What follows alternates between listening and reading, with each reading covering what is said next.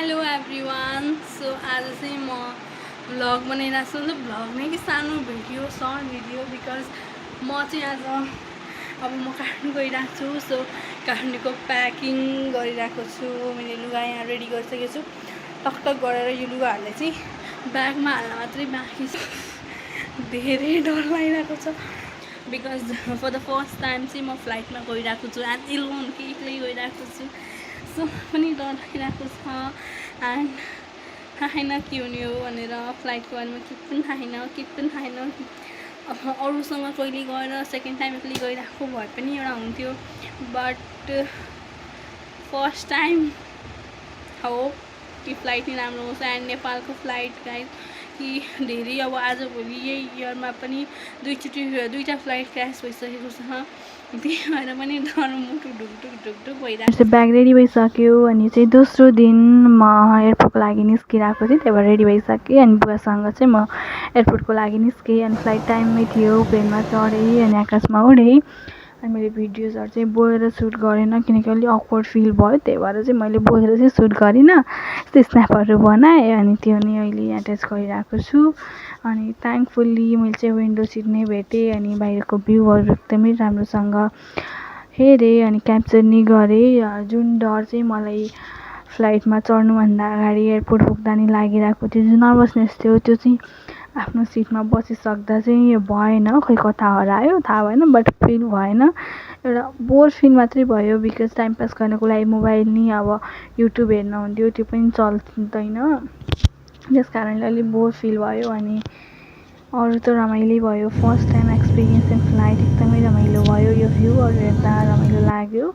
Finally हामी काठमाडौँ मलाई लिन चाहिँ मामा आइसकेको थियो अनि आफ्नो ब्याग रिसिभ गरेर म चाहिँ मामासँग स्कुटीमा मामाको रुमतिर लागेँ। सो जति बेला चाहिँ म काठमाडौँ गएको थिएँ त्यति बेला बिचमा रक्षाबन्धन थियो। यो चाहिँ सानो रक्षाबन्धनको भिडियो। यो चाहिँ मेरो भाइ निश्चल अनि मैले काठमाडौँमा स्पेन्ड गरेको डेजहरूको चाहिँ भिडियोहरू बनाएन। यो चाहिँ म रिटर्न हुँदाको मेरो फोटो भिडियो हो। म रिटर्न हुँदा अङ्कलसँग एयरपोर्टतिर लागेँ अनि एयरपोर्ट जाँदा चाहिँ अलि डर र एक्साइटमेन्ट दुइटै थियो बिकज एकदमै नराम्रो वेदर थियो काठमाडौँको।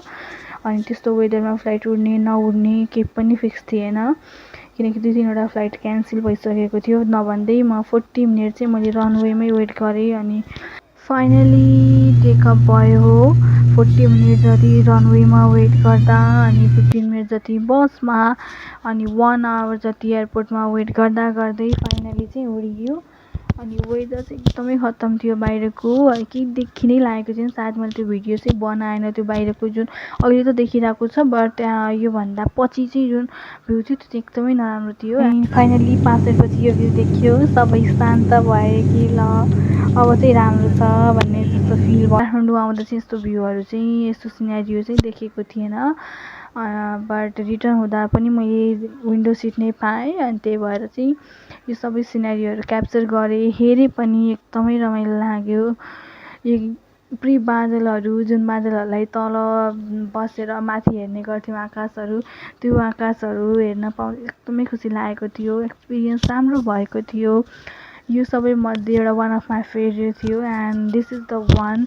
यसले चाहिँ मलाई गएर टचै गर्न मन लागेको थियो कि यस्तो राम्रो लागेको थियो। यस्तो नराम्रो वेदरमा पनि सेफली ल्यान्डेड गराएकोमा thank you so much Buddha Air. अनि मेरो यो फर्स्ट एक्सपिरियन्स इन फ्लाइट रमाइलो थियो, राम्रो थियो, अलि बोरिङ थियो बट यस सेफ थियो, राम्रो थियो।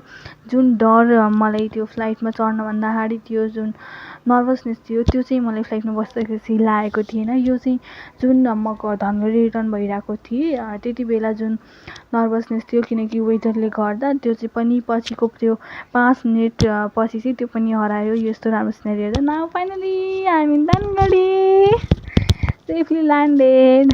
So happy. अनि यो चाहिँ मेरो भाइ टिक भिडियो सुट गरिरहेको थियो। घरमा पुग्यो यतिखेर आइपुग्यो। अनि यो चाहिँ मेरो room. So this is my experience. I don't know कस्तो भिडियो भएको छ। अलिअलि सानो सानो क्लिप जोडेर चाहिँ भिडियो बनाएको छु, त्यसको लागि सरी यदि। Thank you so much. अनि भिडियोमा केही मिस्टेक छ भने sorry. Like the video, comment, share, subscribe.